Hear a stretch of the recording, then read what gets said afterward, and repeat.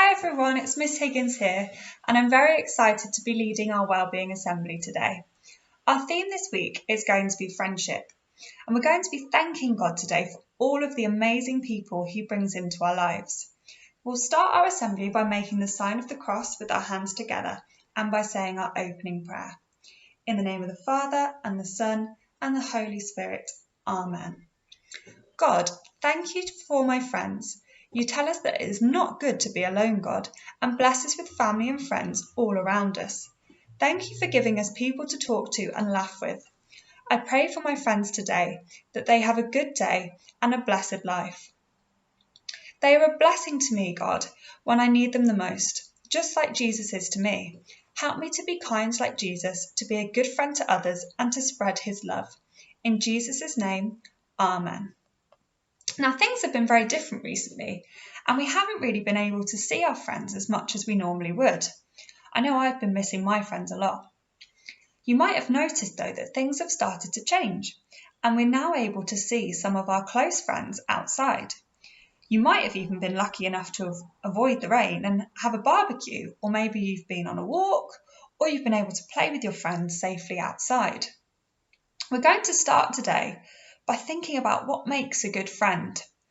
I wonder if you can think of 3 things that are important when you're trying to be a good friend. Let's see what we've come up with. We can see a few things here that make a good friend, and I'm sure you've managed to think of even more things. But let's start by looking at these ones here. So first of all, we've got sharing, and we can see that the children are playing with a ball. And if we can share, that will actually help us to do one of the other things that's on here, which is playing nicely.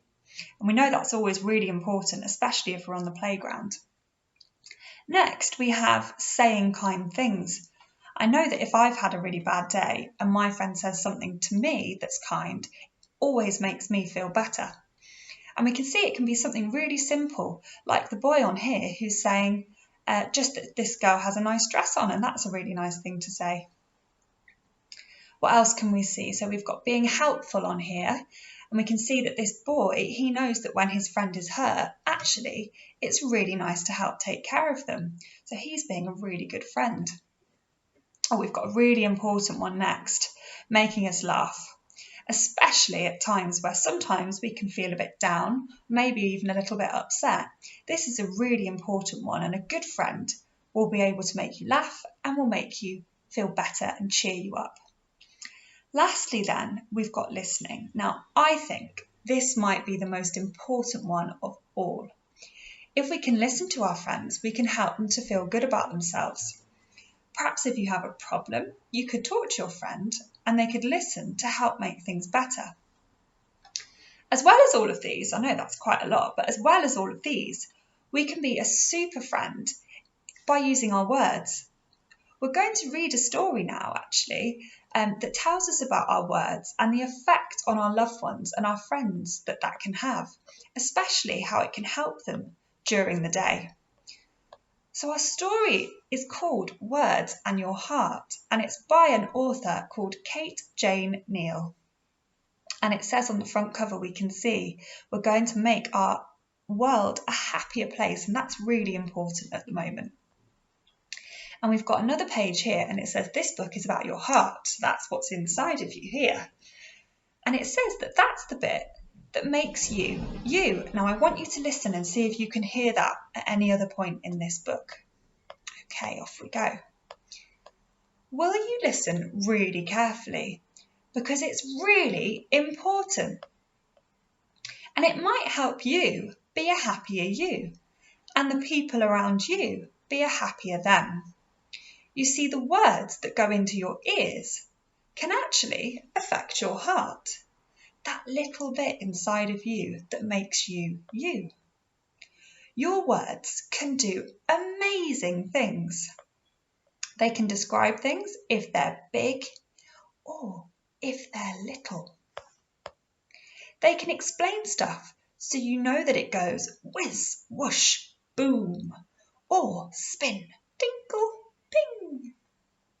Words can make you happy and make you want to sing. I'm not going to sing.